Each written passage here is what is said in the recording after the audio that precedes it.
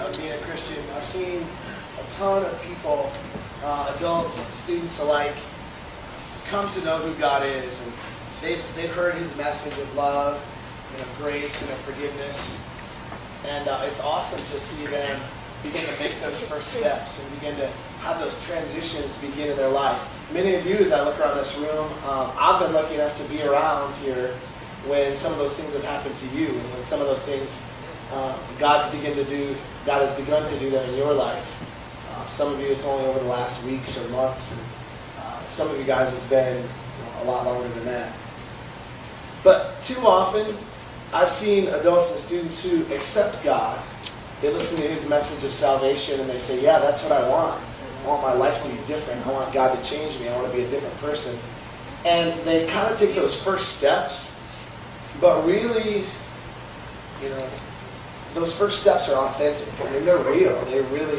They pray and they say, God, I want more of you. I want to know you. I want you to invade my life. Come in, God. I invite you to everything I am. But they never really get into this rhythm of following God.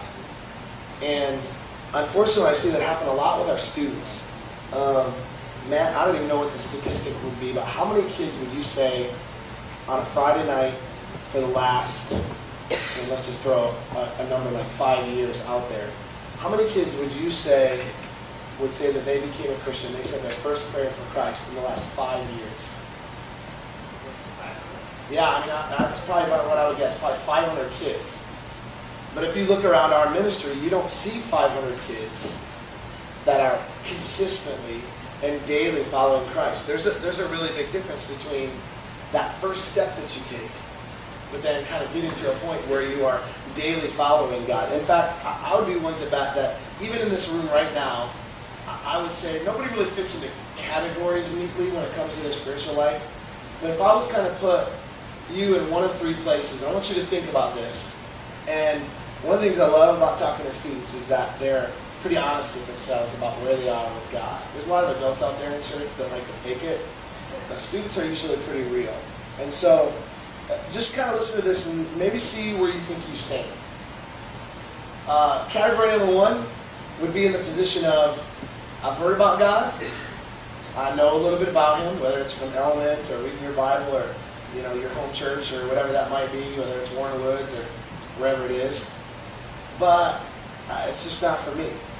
I even like going to Element. I like hanging out with the people here, but the whole God thing, not for me. That's category one. Category two would be the people that maybe you've been around here for a long time, maybe not, but you have come to know who God is. Maybe you can say, well, I remember when I said that prayer, and maybe it was a really long time ago. We used to have a tradition at Element where students pounded nails in a cross. Maybe you met with a student or an adult after a Friday night message and said, man, I heard God talking to me tonight.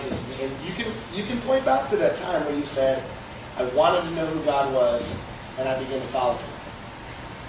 But since then, has there been any change in your life? Has there been something that's been different for you? Has there been something that's been a daily influence on you? That's category two. Category one was the person who's like, I kind of know a little about who God is, but no thanks. Maybe not yet, or maybe just a straight up no thanks. Category two kind of puts you in that position where you say, yeah, I know who God is. I think I'm a Christian.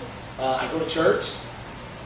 I've prayed that prayer that they always talk about, like this is the prayer that you pray if you want to know who God is and you want to accept Jesus in your heart. And there's all this like lingo and stuff that sometimes people like use these phrases like, I received salvation or I asked Jesus into my life. You said, yeah, I've done that. But then there's a third category of people that if you put yourself in this category, you would say, I am a passionate, committed follower of Jesus Christ. On a daily basis, I seek to know Him. I seek to love Him. I seek to serve Him. He is everything I am. He's my entire life. As I look around this room, I'm pretty confident that there are people here that fit into all three categories. We love all of you, but if we're honest with ourselves, we know that there's people in this room, and you were probably quickly and readily able to put yourself into the first category where you said, you know what, I like this guys, but whole God thing, not for me yet. They can win them over, or whatever your reason is. Category 2 of like, I'm kind of there. Like, I know God's real, and I know He loves me, but it doesn't really affect my daily life. That's category 2. And then category 3, you kind of put yourself in that one where we talk about I'm a radical, passionate follower of Jesus Christ. It affects everything I do. And so I know that was a long prefix to what I was going to say tonight, but I think it's important to readily identify where you're at when it comes to what we talk about tonight, because I think different people would kind of take the application of this in a very different way. In fact, tonight we're going to talk about, if you were in church on Sunday morning, how many of you heard David or one of our other preaching pastors preach on Sunday morning at our church? And so you heard David say the phrase, take up your cross, a lot of different times tonight. And what I'm going to talk about tonight is going to be a reflection on that in our Ashes to Fire series, and this idea during the season of Lent that most of you guys know when Pastor Matt started talking about Ash Wednesday, and then last week he continued that. And then tonight we're going to keep going as we get our way towards Easter. This idea of ashes to fire. And tonight we're going to look at this phrase called, take up your cross. You know, many times throughout the Gospels and the books of Matthew, Mark, Luke, and John, Jesus walks around preaching this message of salvation, which is full of love, full of hope, full of grace, full of forgiveness. And man, people just flock to him. He's healing people. He is literally, getting demons out of people. He is doing all these crazy miracles, feeding 5,000. And people just start to flock to Jesus. And there's a couple times, though, especially when Jesus has these people that are like flocking to him, where he's like, wait a minute, and he stops. And if Jesus had like a PR guy, that was the guy that followed around like, hey, Jesus, you should say this right now. They're going to love it. Or, Jesus, I think you made some people mad when you did. Maybe you should. But Jesus didn't have a guy like that. Jesus didn't have a guy that followed him around and told him like what to do and what to say. He just knew the right thing to do all the time. And so sometimes he did some things that like just drew the crowds. I mean, the fact that he fed 5,000 means he had an audience of 5,000. And most of you guys know the story that when they measured how many people were at an event at this time in history, it was common to just measure the men, which means that there were probably close to 5,000 women, plus any kids that were there. So, I mean, Jesus is drawing serious crowds. And there's one time, though, when, his character of being perfect, of being powerful, of being loving, of being forgiving, everything that made everybody want to know him and love him, he stopped. And he called everybody in and he challenged them. And sometimes when he did that, a lot of people were like, whoa, I thought this was like just to make me feel good. I thought this was just about, I want a better life. I thought maybe are you always going to give us free food? People came in for all those good things, but every once in a while Jesus would stop and say some things that people were kind of taken aback by. Sometimes it actually sent them packing. Jesus didn't want people just to follow him because it was going to make their life easier, or if it was going to make their life better, make them richer, make them live longer. Jesus wanted them to know the real reason behind why he came. Tonight we're going to look at one of the statements that he makes not long before he was killed on the cross. Within the weeks before he did this, he stopped and talked to a large group of people that were following him, and it's found in Mark 8:31 through 38. And this is inside of that is one of the more famous verses. You can throw that scripture up, which is verse 34, which is the part that has the whole take up your cross idea in it. So we're going to look at that right now, if we can get that slide up. If we can. It's really long, so I had to be a little bit small, but we're going to roll with this. I'm going to read it aloud to you. He then began to teach them that the Son of Man must suffer many things and be rejected by the elders, the chief priests, and the teachers of the law, and that he must be killed and after 3 days rise again. He spoke plainly about this, and Peter took him aside and began to rebuke him. That always cracks me up. Peter chooses to rebuke Jesus. Like, dude, what are you thinking? And then Jesus says, "Get behind me, Satan," he said. "You do not have in mind the concerns of God, but merely human concerns."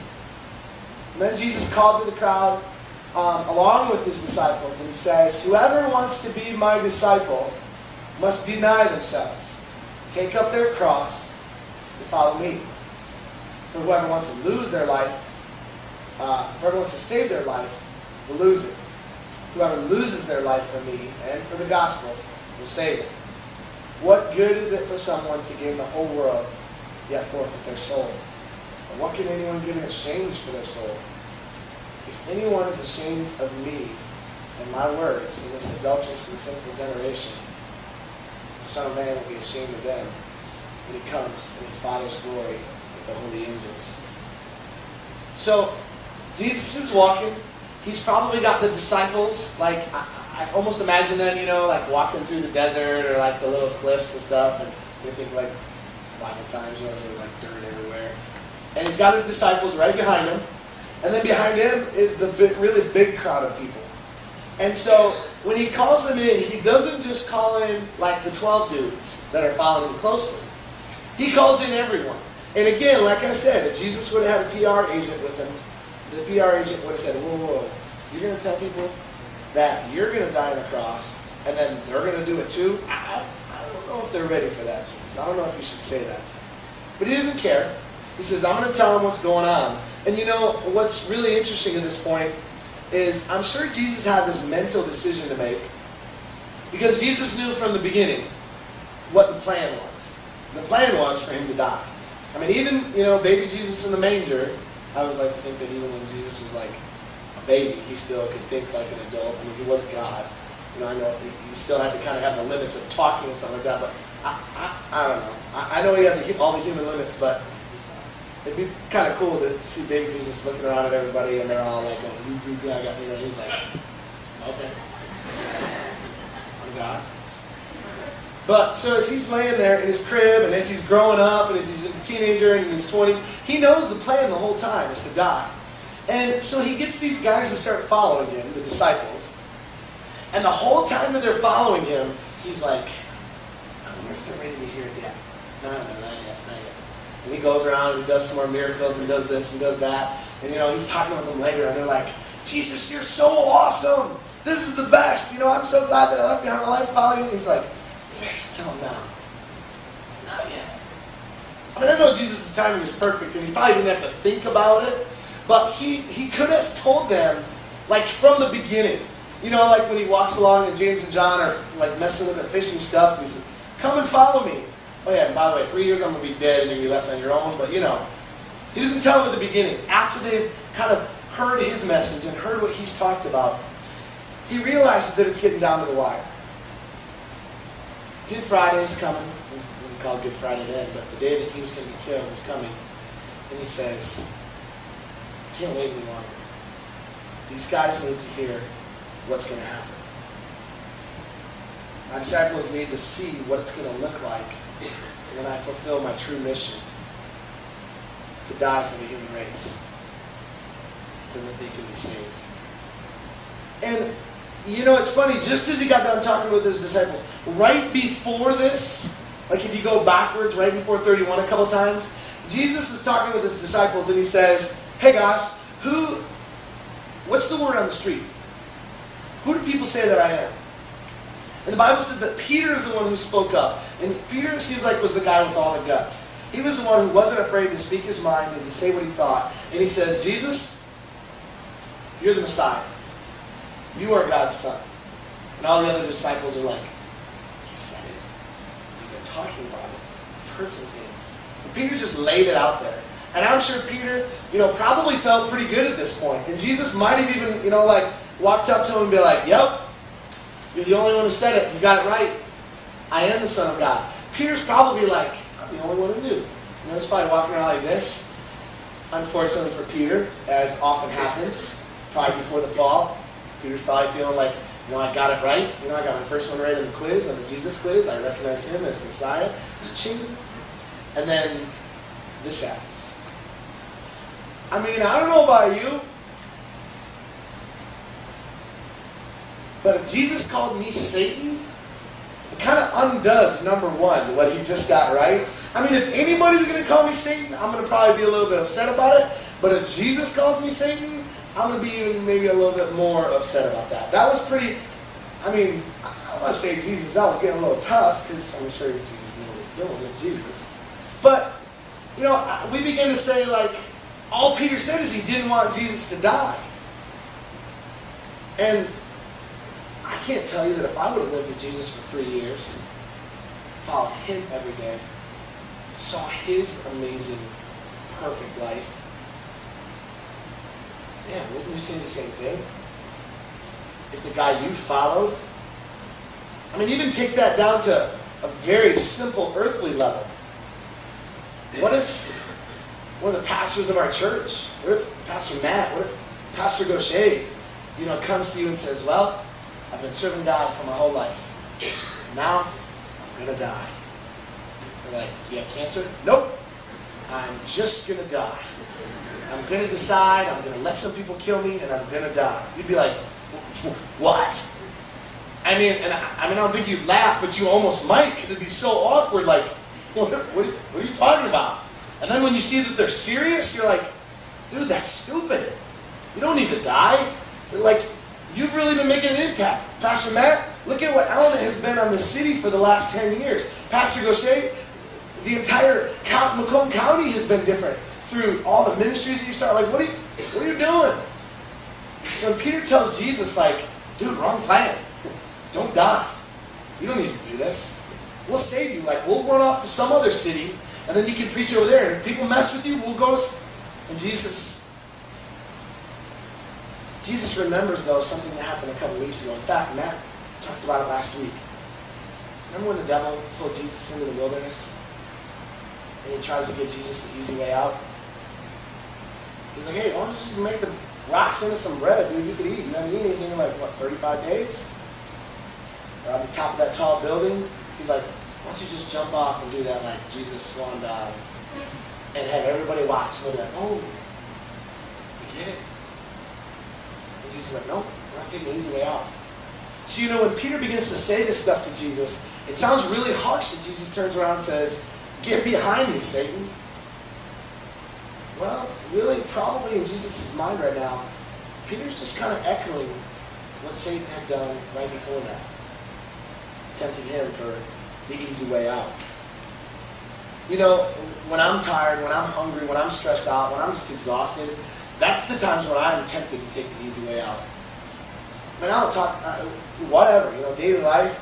If I'm laying on the couch, flipping channels, and it's like midnight, and I'm just exhausted, and I'm so weak, those are the times when I'm flipping the channel, I might flip to some garbage that I shouldn't be watching.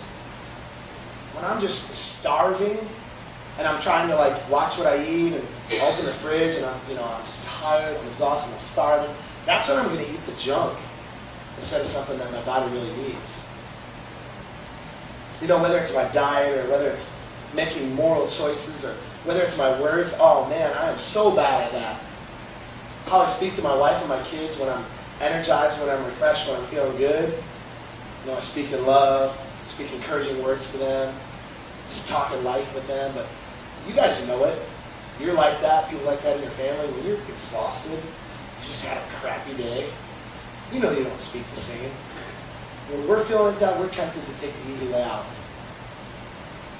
Jesus had an opportunity for an easy way out. But instead, he says, I'm going to stick to the plan. The plan is to die on the cross. That's why God sent me. I'm sticking with it. So, Jesus, he says, all right, I'm going to tell everybody about this stuff. And like I said before, he didn't just call in the 12 guys. He calls in everybody. This is like bleacher seats. Thousands of people have been following. He's like, hey, everybody come on in. Come on in. You guys over there, come on, quiet. Got some important things to say. And he begins to lay out some of this message, and he says, then he called the crowd to him along with his disciples. That's where I got the idea of everybody, which is everybody. He says, whoever wants to be my disciple must deny themselves, take up their cross, and follow me. And whoever wants to save their life will lose it. Whoever wants to lose their life for me and for the gospel will save it. I'm sure that a lot of people in the crowd at this point were first of all blown away when he starts talking about dying on a cross, but then our own human nature begins to wonder. And in fact, in the thousands of years since then, many people have wondered the same thing. So, does that mean I need to die? should I go risk my life and like be fine with dying? Or even there's been some crazy people out there that have said, I'm going to kill myself. There's a lot of cults in the world that have asked the people that are followers of their religion, of their ideas, to kill themselves. It's happened. I mean, sometimes you hear those stories and you just shake your head and you go, what were they thinking? But Jesus just said, I'm going to die on a cross, and you need to take up your cross and follow me. I'm not saying that makes sense, but I could see where someone will begin to wonder, is that what I'm supposed to do? Am I supposed to die for my faith? Now, there are rare cases when this happens. Most of you know a story of a missionary or someone in a place in the world today that's dangerous to be a follower of Christ, where someone's had to give up their life, directly or indirectly. They've died for the cause of Christ. Most of us aren't in that position. Most of us are in a place where it's somewhat safe to be a Christian. I'm not saying it's easy compared to the stories that you hear in places in other countries of the world. I'm not really putting my neck on the line every time I talk about God in America. So, I don't think it means that we're supposed to plan on dying, physical death, whether it's on a cross or whatever it is. But I do think Christ is challenging us to give up our life in a different way. When we choose to die to ourselves, when we choose to give up our ambitions, our own pleasures, our own desires, this is what Jesus is talking about when he says to take up your cross, dying to yourself. When we make these daily voluntary decisions, we exchange this life, which is all about me, all about myself. We exchange that life is gone, and we have a new life. A new life that's living in the freedom of who God is. A new life that's all about Him. And so when we talk about dying to yourself, this old life, gone, and this new life with God. Some of us know someone that was baptized recently in our church. We had a big group of people. Some of you watched the videos of it, and they talk about this idea of a new life with Christ. But when we make this choice, this really begins to free us up to live for God, to live without fear, to live without worry of what other people are thinking of us. You know, when I started speaking tonight, I mentioned that there were some different kinds of people in the room tonight. And again, like I said, I know I can't just like slice you into these nice neat little categories of like level 1, level 2. I know it's not like that. But I'm also smart enough to know that some of you, even as you listen tonight, wonder, I don't even know if I'm a Christian. Or if what this guy's talking about, you're talking about, I need to like, this is like everyday type stuff. This isn't just come home on Wednesday, maybe go to church on Sunday, try to pray every once in a while if I think of it. This is every day. But I think you'd agree with me that if we follow Him on this daily close walk, these are the people that have truly taken up their cross. This is where Jesus makes it clear. He says very clearly at the end of that. And in fact, sometimes when I read this part, I actually get, I don't want to say scared because I know who I am and I know what God's done in my life, but I begin to be taking this really seriously. And I begin to see how big of a deal this is. And I begin to think about some of my friends' lives and some of your lives that I know maybe are not right where God wants them to be, and my heart begins to break because it says right here, skip down to verse 38. If anyone is ashamed of me and my words in this adulterous and sinful generation, the Son of Man will be ashamed of them when He comes in His Father's glory with the holy angels. I hope I don't oversimplify when I say it this way. If you're the student who says, well, I get the whole God thing, but I'm just a teenager. What do you expect out of me? I'm just trying to like pass my classes. I'm just trying to stay away from drugs. I'm just trying to like not get into that whole sex danger. Like I'm just trying to be good. What do you expect out of me? Maybe when I'm older. Maybe then I'll kind of like start to take this whole God thing seriously. Maybe that's where you find yourself.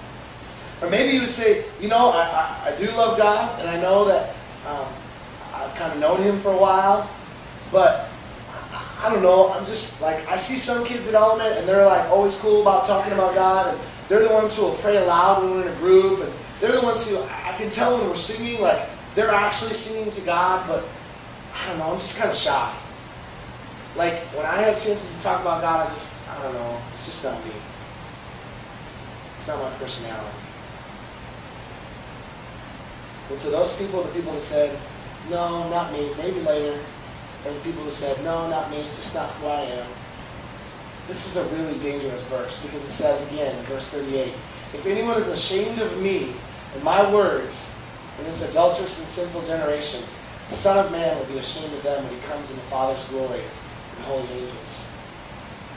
So, if in front of your friends, if in front of your family, you're afraid to talk about who God is, or you even say that, I don't know, do I need to pray? Do I need to do all that stuff? And if you're ashamed of who God is here, if you're afraid to talk about Him here on earth, Jesus makes a pretty scary statement when He says, when I take you in front of God, I'll be afraid to talk about you. If you've said you don't know me, or you don't follow me for your whole life, He said, I'm going to have to say I didn't know you, because you'll be right. It's kind of a scary statement to think about when you die. And the Bible's very clear. This is not Aaron speaking. This is not Element's message. This is the Bible's message. The Bible's very clear. It says when you die, you're going to be taken into account for how you lived your life. And you're going to stand before God. I'm not here to judge you. Nobody here at Element here is to judge you. But God will judge you. He's a fair God. He's also a just God. And if in your life you've been ashamed of Him, I'm here to tell you that He's going to say, all right then, if you didn't know me, if you didn't speak my name, I get it. When you die, again, the Bible is very clear that God's a fair judge. He's also a just judge. He's a loving judge. He's going to call it how it is. And that's going to affect your eternity. It's important to solidify under that idea that if you're ashamed of Him now, that's going to affect your eternity. As you start thinking about, okay, so I get it. I want to take up my cross. I want to make daily decisions to follow God. I want to serve God on a daily basis. I want to serve other people all the time. I want to let this become something that I do. And I think this is not a new thought to some of you, to most of you.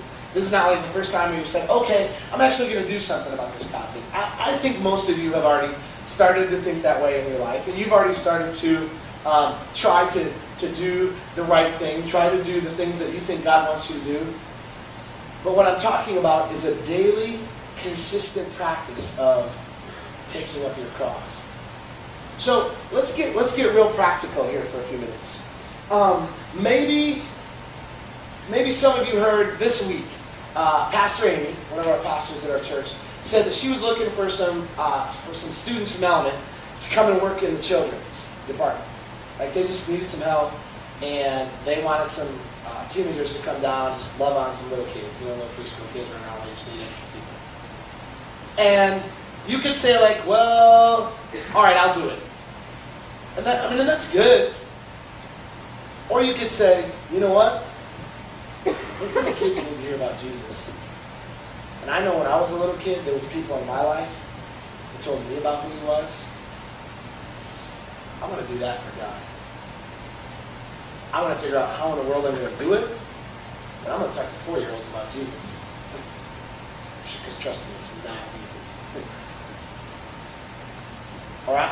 I don't know how in the world I'm going to do it, but those 11-year-olds that are over there that probably think they are so cool, I'm going to try to break into that little circle of girls that is so tight shoulder to shoulder that it doesn't look like anybody can get in.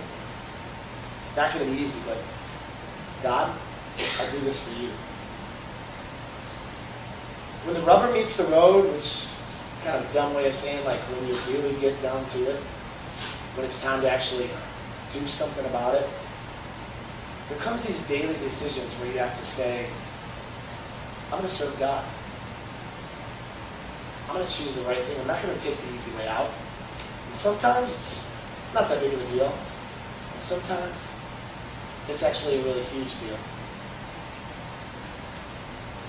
I was going to lay out these cards today before you guys came in, but I was afraid that if you got them early, there's a couple volunteers to pass these things out.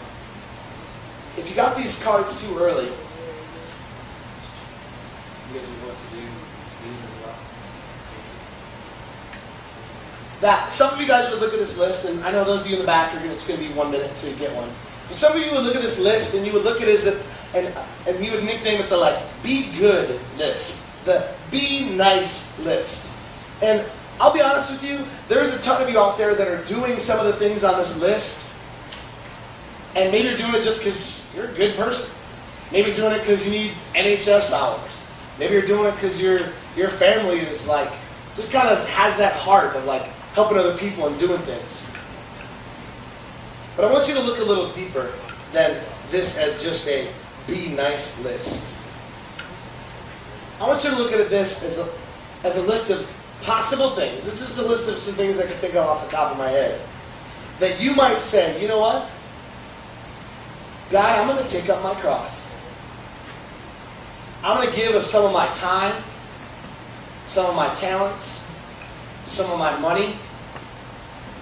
And I'm going to take up my cross and follow you. I'm not going to take the easy way out, which everybody in the world knows. The teenager easy way out is get your homework done, go home, get on the computer, play video games, text your friends, lock yourself in your room, go to bed, get up and do it again. That's the easy way out. Because with the exception of texting, which wasn't around when I was a teenager, that's what I did for about 2 years of my life. Went home, got on the computer, played video games, watched TV, lived a selfish existence. Went to bed, got up, and did it all over again. When we talk about taking up your cross, it's kind of this out there idea that if you don't put feet to it, if you don't do something about it, if you don't actually start to live it out, it becomes a pretty hollow idea. And so what I wanted to do is I wanted to just kind of give you a list of things, and I know some of you are going to look at some of them and go, not me, not me, not me. I could do that. Not me, not me, not me, not me, not me. I think I'd like to do that. And you'll notice there's a little spot at the bottom there too where it says other, because maybe God's going to kind of speak in your mind right now, in your heart, and say, I know there's someone that I need to be helping out. Or I know there's a certain class or spot of lockers at school where they are always making fun of God. Or there's a class that whenever debates happen, nobody speaks up about who God is. Maybe you just have your own little idea. So those little spots are at the bottom where it says other.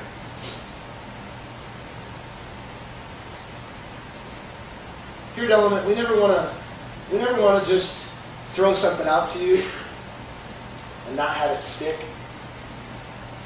not have it be a part of your daily walk with God. And so, I don't think of this as homework. I don't know, maybe you do. That's fine, I guess, if you do. But I really want you to truly look at this list. Is there a couple on here that if you say, if I do this, it's going to be hard? For some of you, there's probably things on that list that will be no-brainer. Maybe you're even already doing it. Don't circle those. When Jesus says, die to yourself, and he says, die to your selfish desires, die to your selfish ambitions, die to yourself, and live for me. Maybe some of the things on this list could become some of the ways that you want to live for him. You know, maybe some of you heard about Jesus in a whole new way tonight. Not only with these cards, but I want to give you a chance to maybe think about some of these things in a different way. And in a couple minutes, if you choose to, there might be an opportunity to have somebody to pray with you. So I want you to listen to about two opportunities to maybe, if you feel like, not sure what it is, but there's something going on in your mind, or there's something going on in your heart, and you're still, can't quite put your finger on it. Maybe over the next 2 or 3 minutes as I kind of explain this, maybe something's going to connect. Maybe tonight some of you heard about Jesus in a whole new way. That it's not just about that first act of salvation, but this idea of taking up your cross, that it needs to invade your daily life, that it's a part of something you do every day, dying to yourself but living for Him. Maybe tonight you realize, you've been in church before, or been around Element for a while, but you've never really made that decision to say, all right, God, I'll follow you. I'm ready to admit that my life's messed up. I've made some mistakes that have separated me from you. The Bible calls that sin.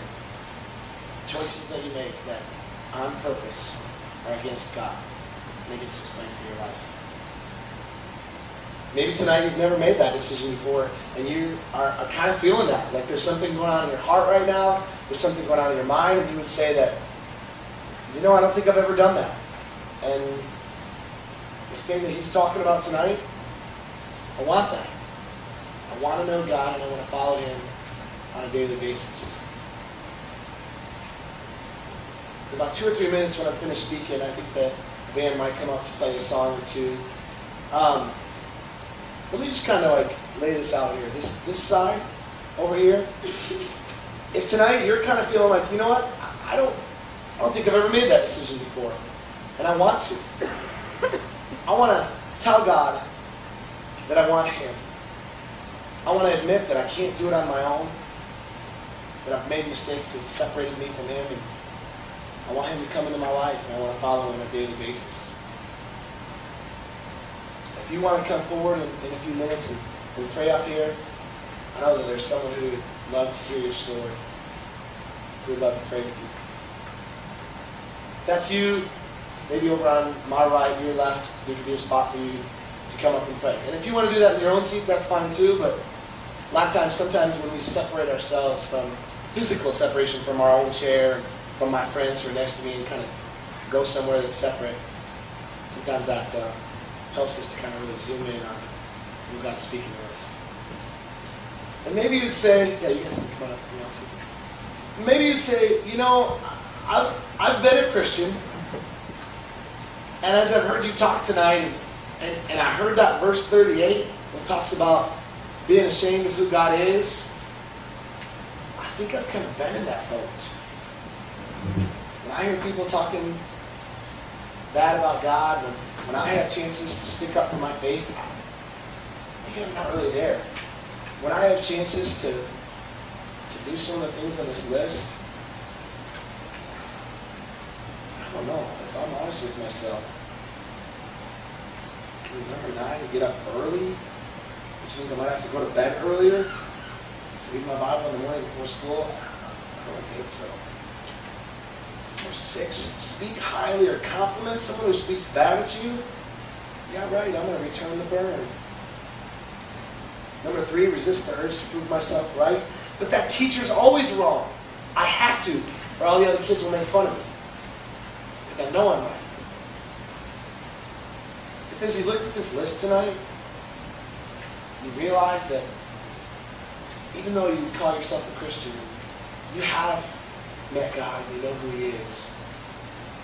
Maybe tonight you just realize, I don't think I've given up everything. I want to live my life for Him all the time. I want to begin to do things on a daily basis that allow me to pick up my cross and follow Him.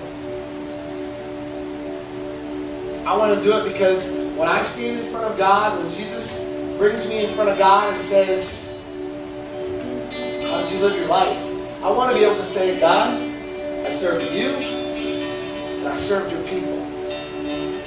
I want to do stuff, not just that stuff, but every day, I want to take up my cross. I want to follow you. Yeah, the cross equals death. Die to myself. Live for Christ. And I think probably all of you guys, as you look at that list on blue paper, there's probably something there that you're like, I think I need to do that. But again, please don't just think of this as like service hours, checklist, or what you can do. It makes you good on your own honor, on your own strength, on your own courage. Think of it as Jesus did. Dying to yourself, but living for God. So, as I close, I remind you, as you're singing or just as you're listening, thinking, if tonight you would honestly say, I don't really know who God is, but I want to. I want to know Him. I know that I've messed up, not been living my life the way I know that God wants me to. I've never done this before, but tonight I want to begin to build a relationship with God. I challenge you to come on over on this side. Someone will probably come alongside you and ask you what you're thinking about, or how they can pray for you. Or maybe you would say, I'm already following God, but man, I just die to yourself. Just haven't been there yet, but I want to be. I know who God is. And tonight, I'm ready to follow Him. Even when it's hard, even when I don't feel like it, even when it's going to be embarrassing, even when I'll probably get mocked. I want to take up my cross. So as the band plays over the next minute or two, they might have an actual song, they might just play. I'll challenge you to talk with God. Maybe it's about some of the things in this list that you want to commit to do. And you know as well as I do, it's so easy to walk out of these doors and just even leave the blue card sitting on your chair and forget all about this stuff and then just be like, well, I think I'm going to try to be good. But when you really commit to God and say, die to myself, die to myself, die to myself, live for you.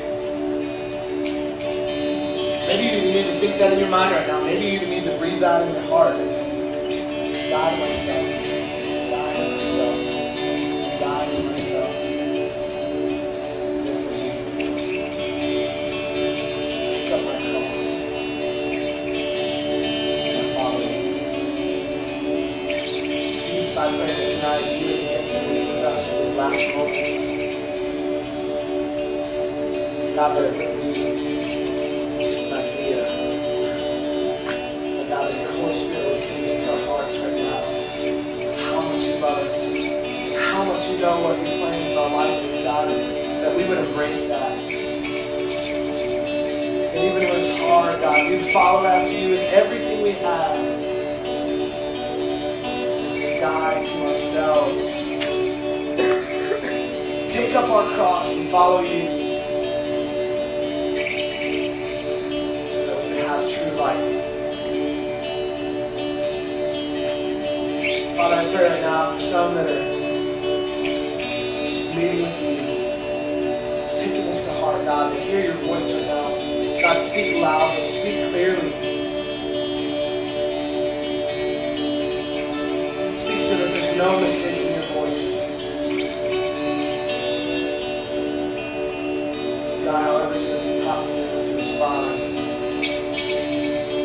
give them the courage to respond to your voice, to your call.